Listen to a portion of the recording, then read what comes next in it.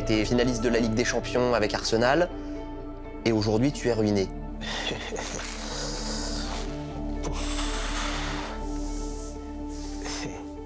Je vous dis la vérité, je vous parle, mais j'ai le cœur qui saigne parce que je ne mérite pas ça. Avec tout ce que j'ai gagné, avec les trophées que j'ai remportés avec Arsenal et Galatasaray. Et aujourd'hui, me voir ainsi, c'est difficile. C'est difficile. Je n'ai pas souhaité ça, mais bon, c'est arrivé. C'est quand que tu t'es rendu compte que tu n'avais plus d'argent? C'est la conséquence de mon divorce. C'est la conséquence de mon divorce. Un jour, moi-même, je suis parti à la banque pour me renseigner.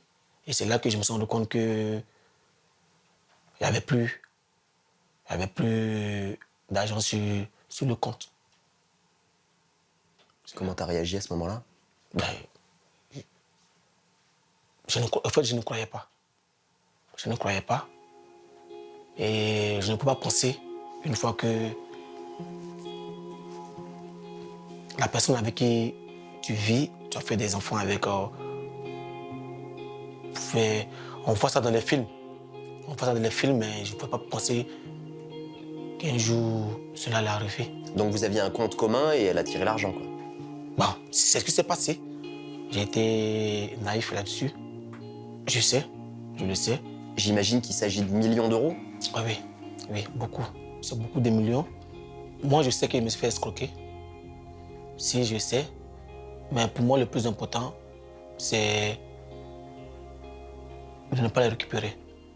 C'est le sacrifice.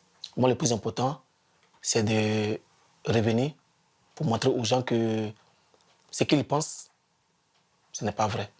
Que moi, j'ai encore le talent, j'ai la rage. J'ai la rage de revenir sur le terrain. Même si tu me trouves un club à Bagdad ou bien au Pakistan, je vais aller parce que moi, j'ai envie de jouer. 11 ans à Arsenal, Galatasaray, et on te voit aujourd'hui vivre dans les paquets, dans les valises, etc. Tu risques d'être expulsé, c'est ça? Oui, je risque. Mais bon, ce qui me fait mal, c'est le fait que j'ai personne auprès de moi. J'ai personne auprès de moi. C'est ça qui me... Tu te sens abandonné? Oui, je me sens abandonné parce que j'étais plus attaché aux enfants. J'étais bien avec ma famille, avec mes enfants. J'étais heureux, j'étais joyeux. Et aujourd'hui, je me retrouve tout seul. Est-ce que le monde du football est solidaire ou est-ce que tu te sens abandonné aussi par le monde du foot? Oui, je me sens... Le football, il est ingrat. Le football, il est ingrat pour... Le football, ce n'est plus le talent. Hein. Ce n'est plus le talent. Le football, maintenant, c'est l'argent, le business. On fait mal. Même, je te jure, hein, tu vois, chez moi, je n'ai pas de télévision. Hein.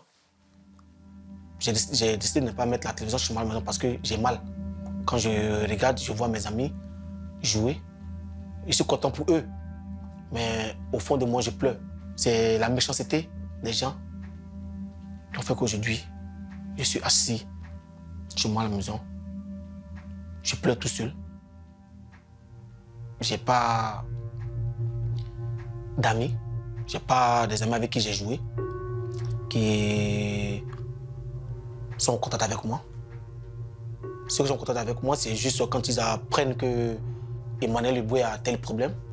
C'est là qu'ils surgissent, ils viennent. Et moi, ça, j'appelle pas ça l'amitié. T'es descendu très bas. Ouais, c'est ça a été très très dur pour toi. Oui. J'ai connu la dépression. Franchement, j'ai connu la dépression. Des moments où je m'enfermais. Je ne sortais pas. J'étais chez moi parce que d'abord j'avais la honte. J'ai même plus de voiture. Je suis là, je me déplace dans le bus et dans le train, je de me cacher pour ne pas que les gens me reconnaissent parce que j'avais la honte. J'avais la honte et des deux. Ici, il y a même des journalistes même qui viennent à côté de la maison, qui cherchent à prendre des photos, qui cherchent à me filmer, à filmer tout ce que je fais. Donc, c'est difficile. T'as vu un film, hein? Oui, c'est comme cela, il faut être fort pour pouvoir surmonter ça. Et je vois que j'étais là et je régresse. je descends. Et ça, je ne veux pas que ça arrive à quelqu'un d'autre parce que c'est très, très, très, très difficile. Tu vois, j'ai des photos, j'ai même des vidéos de la finale de 2006 là. Mais quand je regarde, je pleure. Quand je regarde, je pleure. J'ai des photos ici avec les joueurs d'Arsenal, avec le Thierry Henry, les Pires, le Campbell. J'ai les photos aussi avec eux, mais quand je regarde ça, je coule les larmes, je pleure parce que je me dis que je n'ai pas atteint complètement mon objectif. Je n'ai pas atteint, mais je ne baisse pas les bras. Le témoignage fort et sincère d'Emmanuel Eboué, alors son affaire avec son ex-épouse notamment est encore en cours devant la justice. On le sent un petit peu perdu avec des ambitions de sportifs, de footballeurs qui ne sont pas éteintes alors qu'il a été suspendu un long moment. Mais au-delà de son cas, c'est assez fréquent finalement. On a toujours du mal à comprendre comment des gens qui ont gagné autant d'argent peuvent se retrouver dans un dénuement aussi important. Il l'explique en quelque sorte. Moi, je trouve que c'est d'une incroyable dignité de venir comme ça à la télé expliquer son désarroi parce que c'est d'une tristesse immense. Comme il le dit, il a gagné des millions. L'entourage autour des footballeurs, on le connaît. Moi, je retiens quelque chose dans ce qu'il a dit, c'est qu'il a dit « je suis seul aujourd'hui ». Et j'ai fini seul. Il faut savoir qu'un footballeur, il ne finit pas non plus en 15 ans de carrière avec 50 amis du football. En général, vos amis, ce sont ceux qui sont en dehors du football.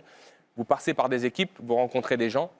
Les amis, je ne vais pas dire qu'il reste peu, mais c'est un milieu qui est tellement, où il y a une telle compétition, où il y a tellement d'argent qu'aujourd'hui, chacun se regarde. Et il ne faut pas oublier qu'on est dans un milieu individualiste. Mais c'est ça que j'avais demandé, parce qu'il il doit connaître des gens multimilliardaires aujourd'hui.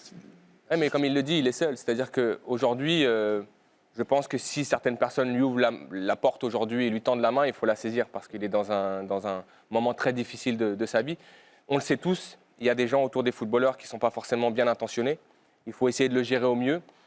Ça a fonctionné pour certains et pour d'autres comme Emmanuel Eboué, c'est difficile. Moi, j'ai du mal à regarder même ce type de reportage parce que c'est triste de savoir qu'un des nôtres, en tout cas qui a vécu la même profession que nous, vit ça aujourd'hui.